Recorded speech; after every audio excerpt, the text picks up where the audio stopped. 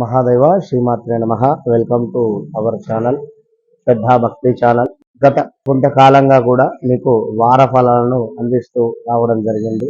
మరి ఈ యొక్క పౌర్ణమి తెల్లవారి నుండి 22వ తారీఖు పౌర్ణమి అవుతూ ఉన్నది. మరి పౌర్ణమి 22 అంటే 23 నుండి కూడా మనకు 30వ తారీఖు వరకు అంటే 29, 30వ తారీఖు వరకు మరి యొక్క ద్వాదశ రాశుల వారికి ఏ విధంగా ఉంది అనేటువంటి విషయాన్ని, మరి యొక్క పౌర్ణమి తర్వాత కొన్ని రాశుల వారికి బాగుండేటువంటి పరిస్థితి ఉంది.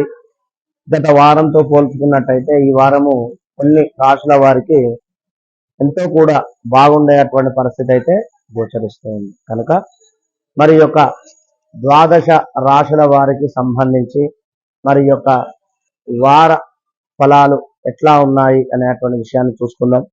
తప్పకుండా కూడా గ్రహచారం వేరు, గోచారం వేరు.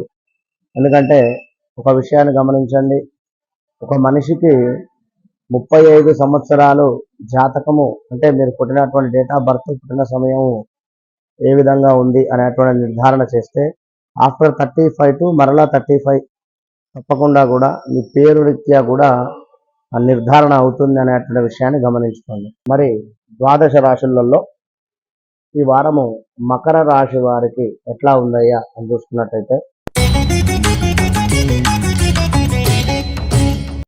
ఈ రాశి వారికి ఈ నెలలో అనుకూలమైనటువంటి ఫలితాలు అయితే లేవు.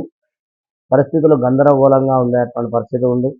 ఏ పని చేయబుద్ధి కాదు.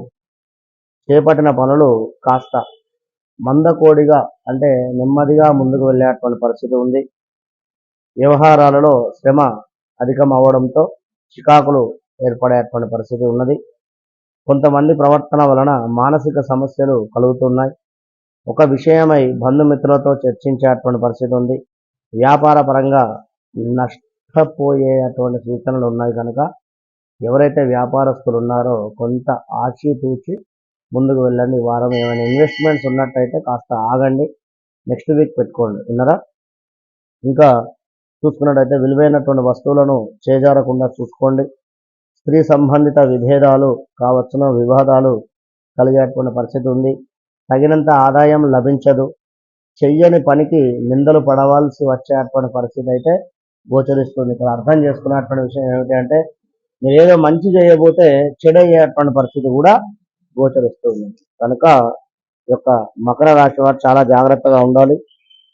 ఇంకా చూసుకున్నట్టయితే వాతావరణం అంతగా మాత్రం అనుకూలించదు. ఈ యొక్క వారము ఆర్థికంగా ఇబ్బందులు అయితే ఎదురవుతూ ఉన్నాయి.